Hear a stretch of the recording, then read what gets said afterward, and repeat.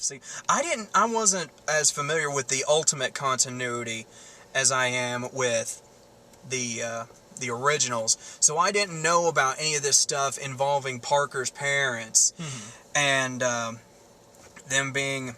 Were they just scientists? There was like one where I heard that they were like secret agents or something. That's the original comic book line, is that they were secret agents that died in a plane crash.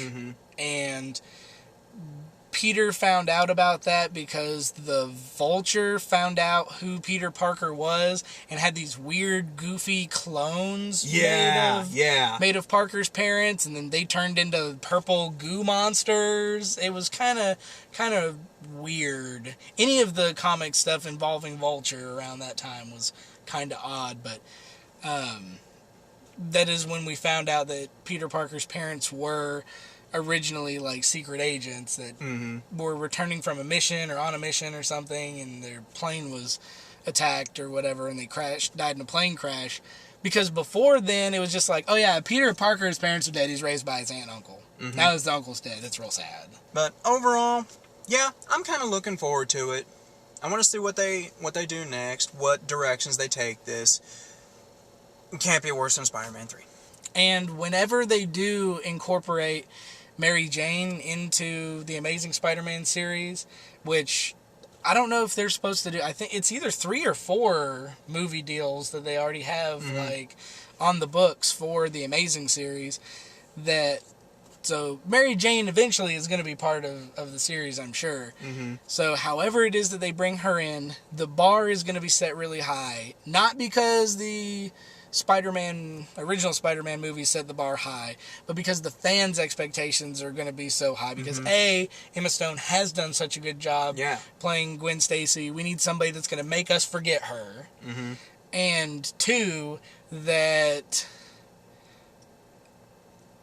unless you got Kristen Stewart to play her, I don't know how you could have less emotion than before. And general likability. I would say sorry, Twilight fans, right here, but I'm not sorry. There's a reason why we only reviewed 1. We did only review 1. I think I was threatened to do that one, actually. I'm almost certain of it. There were nefarious circumstances. Yeah. So, I've got high hopes, but I am always on the fence whenever I'm going into... I've lost that childlike wonder of, like, the first time when I went to see the first Spider-Man movie, I was like, it's going to be awesome. It's Spider-Man. How could it be bad? Then it was really good. Then I went to see the second Spider-Man, and it was like, yeah, the first one was great. The second one's going to be great, too. And then went to the third one, and it literally, like... destroyed your dreams. Yeah, it changed me as a person, because after Spider-Man 3, I have been, leery of going to... I'm sorry. This is true. I know. That's why it's funny. That I've always been leery of going to a movie that I'm a fan of the franchise with fear that it's going to be bad. Like, always before, it was like, I'm going to love this movie no matter what. Like, I loved all the previous ones. This is going to be a great time.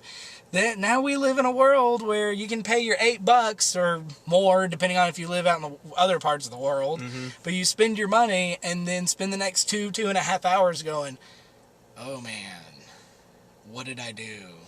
That's another thing. The runtime on this thing is like 2.5 hours. So it's, approaching the longer side. So I'm really hoping that they're not trying to cram too much into it, even though they are taking the extra time.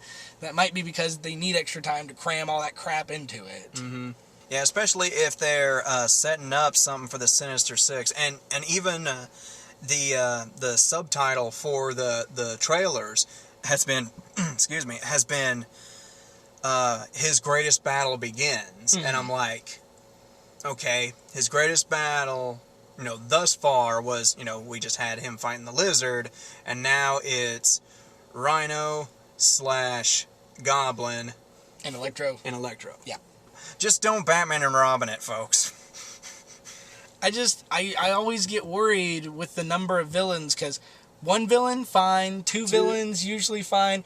When you start getting into like 3 and 4 villains, it's like, I think of Ace Ventura. 3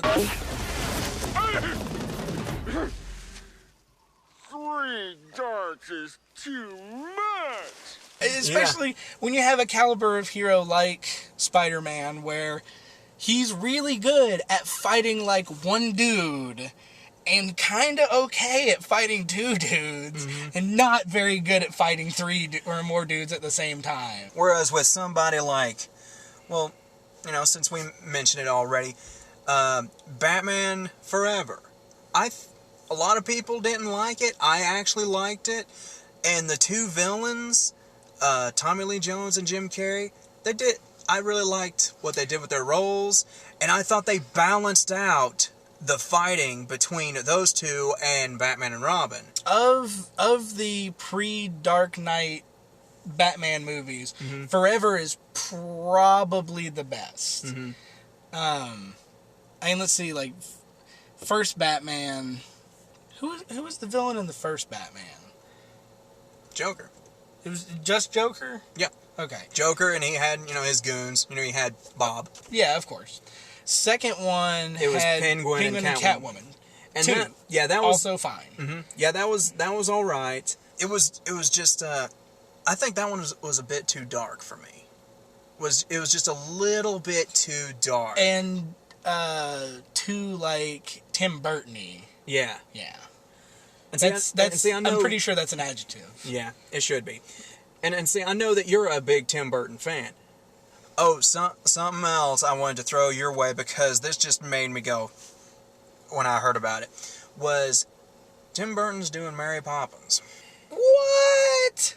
The, like, most happy, sunshiniest, joy-filled movie? That is so gratifying for me to hear from him. You just don't know that he's having the same reaction that I'm having. It doesn't make any sense. It's like if Christopher Nolan did Power Rangers. Like, you pick the director that fits the genre. Like, you're gonna have Mary Poppins with an umbrella that's all kinds of crazy, goofy sticks in different directions with holes and stuff in it, but all I saw was a teaser poster, and it said directed by Tim Burton. I'm like, no. Especially, like, if I review that, I'm going to have you along for that, because I want the non-Tim Burton fan and the pro-Tim Burton fan. Because I know you didn't like Dark Shadows either. No, Dark Shadows was horrible. And I'm a big Tim Burton and big Johnny Depp fan, and I'm like, you put those together and it's like chocolate and peanut butter, but I don't know what they were thinking with Dark Shadows. Like, that movie, I almost walked out of Dark Shadows, but I didn't, because I've never walked out of a movie before, and I was like, I'm better than this. I can beat this movie. Like, it literally felt like a challenge. Me and Isaac went and watched it, got done watching it, went down to the Mexican restaurant, had a pitcher of margaritas, and then went back to the movie theater and watched Avengers for the second time. just to get the sour taste out of my mouth. It was so bad. Like, Isaac was like, dude, let's just leave. And I was like, we're better than this. We are bigger than this film. And it was so bad. Like, you weren't going to let that one chase you away. Nope. So that way, you know, if dedication to his craft. If I made it through Cloverfield, I could make it through Dark Shadows. I'm just gonna say, folks, I was working at one of my 2 jobs, cleaning up, and the sole reason that Mr. Josh came to talk to me, and it was for 30 minutes straight while I was cleaning the dining room, was to tell me how many reasons not to go see Cloverfield. I had never heard such an impassioned hatred of a movie until we saw Spider-Man 3. And I still don't like Cloverfield as much. If somebody was like, do you want to watch Spider-Man 3 times in a row, or Cloverfield once, I would be like, well, I know what I'm doing for the next, 9 hours. Because if anybody ever asked me, like, what's the worst movie you've ever seen, I'm like, Cloverfield. Like, it's always on the tip of my tongue. Honestly, I think the worst one I've ever seen is Idiocracy. I liked Idiocracy. I couldn't stand it. I know, a lot of people don't like it. It did not make very much money. It lost so much money. I just couldn't get around I couldn't get around the Idiocracy. That is one of those movies that I will rewatch a movie that I didn't like because I believe in giving films a second chance. For the most part. That is one I refuse to watch again. That should tell you something. I own Batman and Robin simply because I enjoy making fun of it because it makes it so easy. But I refuse to watch that one again. Honestly, and there's a very small amount of movies that fit that description. On the subject of Batman and Robin, how many villains were in Batman and Robin? Freeze, Bane, and Poison Ivy. Poison Ivy. 3. Yep. That's the bad number. Mm-hmm. That is the bad number. 3 and see, is they too much. they introduced all 3 of them. Very bad, mind you, except for Freeze. I mean, Freeze is, he's another one of those tragic villains that you feel for, but not necessarily in this one. Really, invoke those feelings in this one. And then, of course, they also shoved Batgirl down our throats, and it didn't make any sense at all. None whatsoever. Mm. Made no sense. You know what I'd like to see? I'd like to see a series of Batman movies based off of what they did with the Arkham games. Because I was actually telling him about these games at dinner. They did such a great job with them. The writing is phenomenal. The characters are spot on. Everyone gets their time in the spotlight, even if it's just a villain that you fight as a side character. Like, you fight Deadshot in 2 of the games, and I usually don't give 2 craps about Deadshot. But, yeah, you try fighting him. It's challenging. Well, I think that's one of the things that they're doing, and they're doing it with the games, and they're doing it with the movies, too, is they're reviving characters that haven't been used in a long time, mm-hmm. and they're also taking other minor characters that may have been used, like Electro, and they're making them into somebody. It's somebody that you can almost relate to, if not fully relate to. Like, I would like to see, maybe in the next Amazing Spider-Man, Shocker. Because Shocker was always one of those, like, joke characters. Yeah, he was just a thug. He was just a thug with some blasters. And it was like... Didn't he call him, like, Carpet Man or something? Oh, yeah, he was always in Quilt Man and stuff like that. Yeah, Quilt Man, that was what I was thinking he had the suit to protect him from the sound waves and stuff. Yeah. And he was always, like, the sinister, like, 6.5. Like, he was almost, like... good enough that he could be somebody, but never quite good enough to actually be somebody. Yeah, didn't they have him in the animated Sinister Six? I think so, because there was... Because he stood in for Electro, didn't he? Yes. It was like Shocker, Doc Ock, Rhino... Vulture. Green Goblin, and somebody that they haven't even teased or done anything with is Chameleon. Yes. Oh, wait, they had thrown in Mysterio in Green Goblin's place. Mm-hmm. In the 90s animated one. And that's Mysterio is another guy that I would love to see in the Amazing Universe, because he was kind of a guy, but not really. Like, he did a bunch of bag of tricks, magician, mm-hmm. illusion-y kind of movie magic things. Yeah. So it would be cool to see that guy updated, because... he was originally a special effects guy that mm-hmm. decided to become a supervillain for whatever reason. People decide to become supervillains. And so he used special effects to make it look like he had superpowers. Well, since he was using, movie magic has come a long way in the last, 20 years. Mm-hmm. It would be really cool to see that character updated. Yeah. And hopefully we'll get a better version of Venom at some point. I think, and I haven't looked into it... I'm sorry, you could probably dress one of us up as Venom, and we'd do a better job than Topher Grace. You could put gooey latex paint directly onto our flesh, and we'd be more convincing. But I I think they're supposed to do a Venom film, which originally back in just focused on him? I think so. I'm gonna have to look back into it because I know back in like 2005 there was talks about doing a Venom film, and it didn't really turn into anything. Like, we'll just put him in one of the Spider-Man movies. So Great job with that. yeah, he did a great job. So I think they're supposed to do a standalone Venom film, which would be very, very cool if they did it right. I think when that happens, Make it stop! yeah, that. Is Deadpool ever going to get his own movie? He should, dear Lord. He should. I still haven't got to play the game, but I heard the game's fantastic. It is so much fun. It's not like a perfect game, but I don't think it's meant to be. I mean, it's like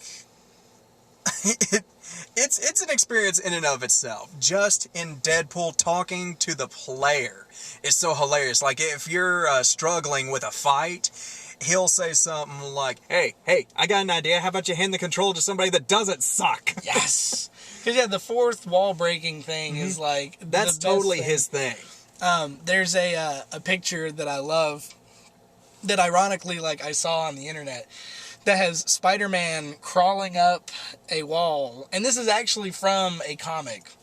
Spider-Man's like crawling up the wall on the outside of a building, and he's got Deadpool on his back, like, as a backpack. And Deadpool's like, oh man, if this picture ever got on the internet. But yeah, I'd like to see a Deadpool movie, and I'd like to see them throw Ryan Reynolds back in, because I thought he was great. Yeah, for like and the 2 minutes that he was like actually like Wade Wilson. Yeah. And then they sewed his mouth shut and put swords on his arms. It didn't make any sense. And ironically enough, the weird thing was they were supposed to do a whole bunch of X-Men Origin movies. That's why that one was X-Men Origins Wolverine. Right, because they were going to do like a Magneto, they were going to do Deadpool. Weren't they going to do a Professor X one? And then they just changed Magneto's and Professor X's, and they made First Class. Yeah, but then they decided to keep doing the Wolverine standalone movies because they're like, oh man, the Wolverine, X-Men Origins Wolverine was so popular, we'll keep doing Wolverine movies. And it was like, the X-Men Origins Wolverine was hit or miss. Like, it had its good parts and it had its bad parts. Yeah. And it was kind of hit or miss. Like, it had Gambit, but then he sucked. Yeah. And it had Deadpool, but then later he sucked. And that guy, it wasn't even Deadpool. Like, oh, we took all of these different mutant genes and put them together into a gene pool, and we'll call it Deadpool. Like, that's not who that guy is. That's not in any way, shape, or form. Deadpool is not Wolverine plus Gambit plus Cyclops plus whoever. Plus swords. Yeah, that's not who that was. Yeah, they took the merc with the mouth and they showed his mouth shut. Like, Yeah. That didn't make any sense. But there were good parts. The actual like origin-y parts were good. But I always thought that was weird. People are dead. Like that. That was hilarious. Oh yeah. The beginning parts, with Ryan Reynolds were really good. Speaking of Ryan Reynolds, I think they're doing a Green Lantern 2. I think. Even though that movie basically broke even. I think what they're going to do with that is they're going to do another one, but it's going to be like its own reboot. Once again, already. I mean, it was okay. Well, like I said, it broke even. Like, they spent like $222 million on it, and like that's how much they got back out of it. I didn't gravitate as much toward it as some of the other superhero movies that I've watched, because I think, again, they kind of hit fast forward on things way too quick. Like, Parallax, he was just they just threw him in as, like, big giant monster for you to fight. Like, I think they should have focused on Sinestro. Yes. Because, I mean, we all know that Sinestro ends up becoming his main, primarily, nemesis. But he was kind of sidelined in this. Like, he trains him, and he helps him fight a little bit at the end, and that's pretty much it. He spends most of the movie scared of everything. Not the best way to do it. Yeah. I don't know, I know I'm a much bigger fan of the Marvel Universe, but I just enjoy the Marvel Universe so much more than DC. Like, DC to me always feels like it's just like missing something. Yeah. Like it's okay, It doesn't have decent, this. it's just missing something. Yeah, it doesn't have the same. I would almost say majesty of the Marvel Universe. Like from the get-go, they're setting up this ever-expanding universe of characters. Iron Man 2, they introduce Black Widow, and Nick Fury comes in and he's like, hey, I want to talk to you about the Avengers. It's setting it up. Bring the Hulk movie out. Yeah, they kind of made it more standalone, but they still set up his character. Captain America, it was literally titled The First Avenger. Yep. Thor, same thing. It introduced the character, and it bridges into the following films. That was phase 1 of the Marvel Universe, leading up to the Avengers. Phase 2 is what's happening after the Avengers. And like, I'd read this thing recently where the CEO of, Marvel Studios has this big old wall, like, behind his desk in his office with all of these, strings attached, like you see in movies of, the conspiracy theorists. Right. And it's basically all of their plans up until, like, 2028. Wow. DC, do that. I know they're kind of trying to do that with Batman vs. Superman, and I'm like... And then they're like, oh, we'll do a Justice League movie, like, sometime. Yeah. And I hear that Cyborg is supposed to be dropped into Batman vs. Superman. Is it Superman vs. Batman or Batman vs. Superman? I think it's Superman versus Batman. I think it's Superman's movie, and they're throwing Batman in it. Mm-hmm. I think that's how it is, but... Yeah. I hear that Wonder Woman is going to make an appearance, and I'm like, guys, what are you doing? These guys deserve their own films. Well, maybe Cyborg can do without one. Yeah, Cyborg, I don't think is a strong enough character. Like, he's primarily associated with the Teen Titans. So... If you're not going to do a Teen Titans movie, don't do a Teen Titans movie. That's fine. That's fine. We will live without a Teen Titans movie. But you're, like, so far behind on your supergroup movie by the fact that... Marvel, like, as of Winter Soldier, in their current cinematic universe, we've got 9 movies. Yeah, and... DC has 1. And Superman vs. Batman is scheduled to come out at the same time that Captain America 3 is supposed to come out, I think. Yeah, that's what I heard. And... For one, that's a idiotic idea to come out on the exact same day. Mm-hmm. And... Don't make us choose. Because we're going to choose Captain America. You're way too far behind, guys. I mean, don't worry. We'll review both of them. But opening day, we'll be watching Captain America 3. And we'll get to Superman. Again, Amazing Spider-Man 2. Kind of looking forward to it. I hope to be impressed. Because I was genuinely surprised, pleasantly, with the last one. I hope they continue to do so. Sony, just to be safe, hand the reins over to Marvel. Because, just look at the numbers, guys. Avengers was the 3rd highest grossing movie in the world. Yeah. In history. It made so much money. It made like $500 million opening weekend. Yeah, like, and that was just here. Yeah, it made let alone so worldwide. much money. It wasn't it like around $3 billion or something like that something overall? like that. Yeah, an unfathomable amount of money. And the great thing about that is the only 2 movies that did better than that in history were Titanic and Avatar. And everyone went and saw both of those movies like 100,000 times. Or twice. One of the 2. I thought this was going to be a, 5 or 10 minute thing, and I should have known better, especially with the 2 of us going. Well, you can cut it down. I mean, you can cut out all the parts that aren't like directly Spider-Man related, which is like 90% of it. you can cut those But see, that's parts part out. of the fun, because it really just is just talking cinema in general. 2 grown men sitting in a car talking about superheroes. There's nothing wrong with that. Yeah, I think we're good. Oh yeah.